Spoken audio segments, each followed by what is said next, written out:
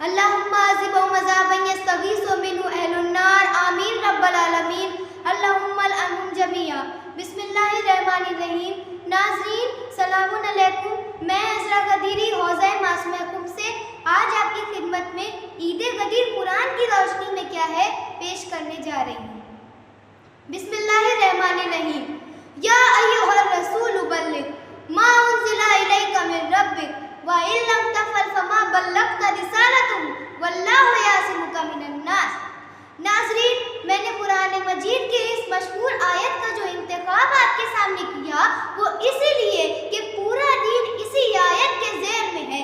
اگر پروردگار عالم نے کسی چیز کی تبلیغ کا حکم دیا ہے تو وہ صرف ولایت علی کا ہے، جیسا کہ اس آیت میں بلغ کا ذکر ہو رہا ہے۔ جس طرح پروردگار عالم نے اس آیت کے ذریعے ولایت علی کے ذکر کا حکم دیا ہے، اس طرح دین کے کسی بھی حکم پر اس طرح کی ترجیح نہیں دی ہے۔ اس سے یہ صاف ظاہر ہو رہا ہے کہ ولایت علی دین میں ضروری ہی نہیں، بلکہ بغیر ولایت علی دین کچھ نہیں، رسول کچھ نہیں، نبی کچھ نہیں۔ ناظرین، غدیر کی بھرپور اہمیت کے ساتھ یہ آیت نازل ہوئی ہے۔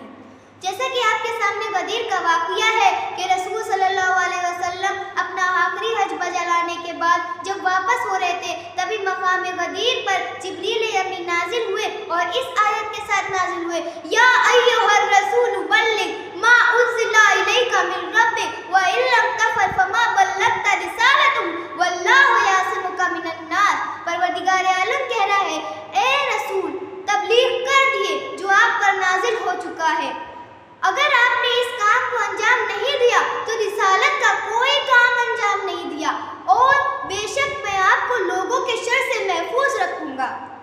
پھر رسول صلی اللہ علیہ وسلم نے جناب سلمان سے حیا علی خیر العمل کہہ کر جو لوگ آگے چلے گئے تھے انہیں پیچھے بلوایا، جو لوگ پیچھے رہ گئے تھے ان کا انتظار کیا، اور وہیں مقام غدیر پر کجاووں کا ممبر بنوایا اور چڑچڑاتی دھوپ میں اس ممبر پہ تشریف لے گئے اور ایک طویل خطبہ دیا اور مولا کائنات کو دونوں ہاتھوں پہ بلند کر کے فرمایا، من کنت مولا ہو فہذا علی مولا، یعنی جس کا میں مولا ہوں اس کے یہ علی بھی مولا ہے۔ اے پروردگار تو اس کو دوست رکھ جو علی سے دوستی رکھے، اور اس کو دشمن رکھ جو علی سے دشمنی رکھے۔ اے پروردگار تو حق کو ادھر موڑ جدھر علی مڑے۔ ناظرین، پھر مسلمانوں نے مولا علی کو اس بات کی مبارکباد دی، یہاں تک کہ مولا کے سب سے بڑے دشمن نے بھی مولا کو اس بات کی مبارکباد دی اور کہا، اے علی مبارک ہو، آپ مردوں کے بھی مولا ہوئے، عورتوں کے بھی مولا ہوئے اور میرے بھی مولا ہوئے۔ گویا دشمن یہ بتا رہا ہے کہ اگر کوئی شخص ایک بار مولا کائنات سے دشمنی کر لیتا ہے تو نہ وہ عورتوں میں شمار ہوتا ہے نہ ہی وہ مردوں میں شمار ہوتا ہے۔ ناظرین، اور جبریل اس آیت کے ساتھ نازل ہوئے، الیوم اکملت لکم دینکم واتممت علیکم نعمتی، یعنی پروردگار عالم کہہ رہا ہے، اے رسول آج میں نے تم پر اپنی نعمتوں کو تمام کر دیا، آج میں تمہارے دین سے راضی ہو گیا اور آج میں نے دین کو مکمل کر دیا۔ پھر رسول صلی اللہ علیہ وسلم ہر ایک شخص جو وہاں حاضر تھا ان کی طرف مخاطب ہوئے اور کہا، اے لوگوں، جتنے بھی لوگ یہاں حاضر ہیں ان سب پر یہ واجب ہے کہ یہ پیغام اپنے غیب تک پہنچائیں، کیونکہ ہر مسلمان پر یہ واجب ہے۔ پھر رسول صلی اللہ علیہ وسلم نے منکنتوں کے ذہن میں فرمایا کہ اگر میں آدم کا مولا ہوں تو علی بھی آدم کے مولا ہے، اگر میں موسیٰ و عیسیٰ کا مولا ہوں تو علی بھی موسیٰ و عیسیٰ کے مولا ہے۔ جس طرح تم مجھے مولا مانتے ہو اس طرح علی کو بھی مولا مانو، جس طرح سے تم میری اطاعت کرتے ہو اس طرح علی کی بھی اطاعت کرو۔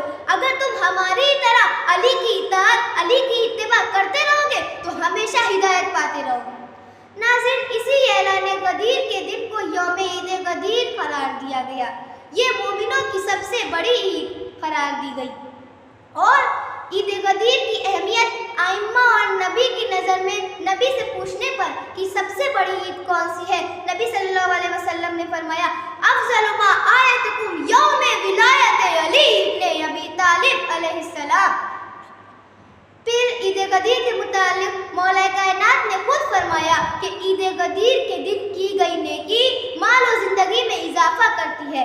امام رضا علیہ السلام نے فرمایا کہ عید غدیر کے دن جو بھی شخص عید غدیر کے اعمال بجا لایا گویا اس نے رسول صلی اللہ علیہ وسلم کے سامنے امام علی کے ہاتھ پر بیعت کی۔ امام جعفر صادق علیہ السلام فرماتے ہیں کہ جس شخص نے نماز عید غدیر ادا کی گویا اسے 1,00,000 حج و 1,00,000 عمرے کا ثواب حاصل ہوا، اور جس نے ایک برادر مومن کو کھانا کھلایا اس نے تمام انبیاء و صدیقین کو کھانا کھلایا، جس نے کسی کو 1 درہم دیے اس نے 1000 درہم دیے۔